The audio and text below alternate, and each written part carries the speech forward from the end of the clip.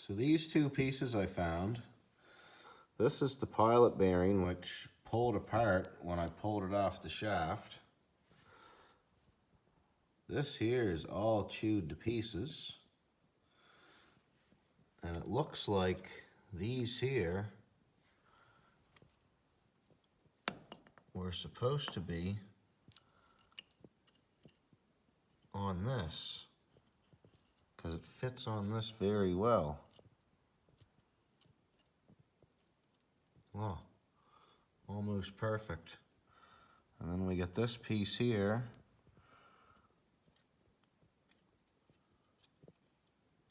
So it looks like this clutch release bearing blew to pieces. All right, guys, we are still here at this M5. As you know from the last video, we've got the transmission out. Did a few inspections on some things that don't really look that great. But that being said, I had no issues with this sensor before, even though these fractures are here. From what I understand, this sensor cannot be bought or replaced. It comes with the SMG unit.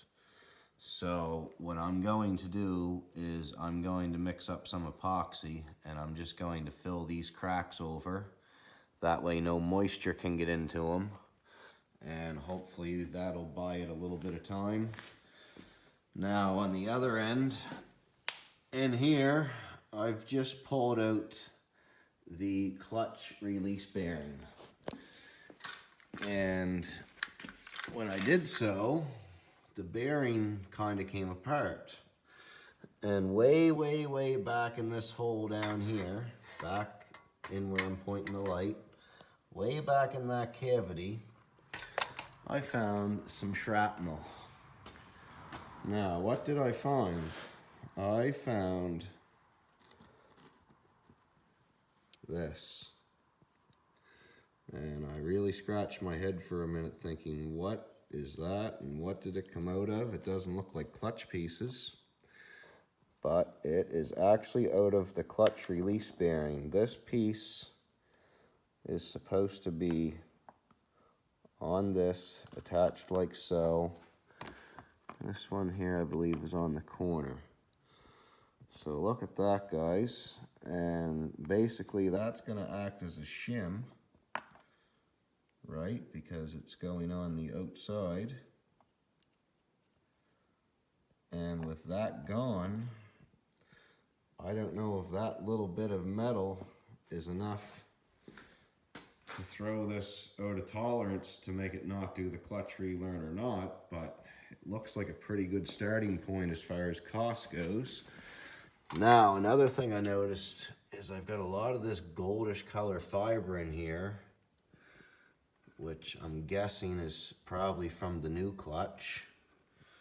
So I'm really hoping that because I didn't do the clutch relearn when I first put this in, because I didn't have the software to do it myself, I hope I didn't wear the crap out of that clutch in the 30,000 kilometers that I drove this so far.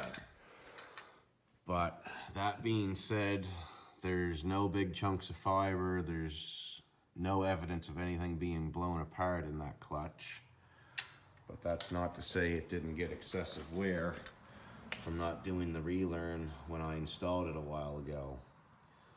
But that being said, when the other clutch blew, there was all kinds of fiber and pieces, and it was super scary looking in here when we took it apart. And it actually did not even have any codes onto it. We drove it until we changed the clutch. There was no issue. It's now that I'm having the issue. And look at this clutch release bearing. Even when I pull these pieces off that broke off of it, look how bad the center of this is wore. So I'm not sure what caused that. And I'm quite sure that this was replaced because it should have came with the clutch kit that I bought. But I'll clarify that with the fellow that did the job here in a bit. But it looks to me like maybe I might get lucky and just be able to buy this piece, put it back together, and hopefully maybe the problems will go away.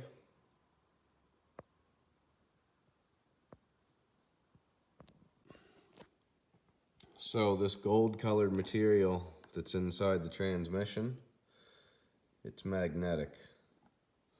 So good chance it's ground up metal, not clutch dust.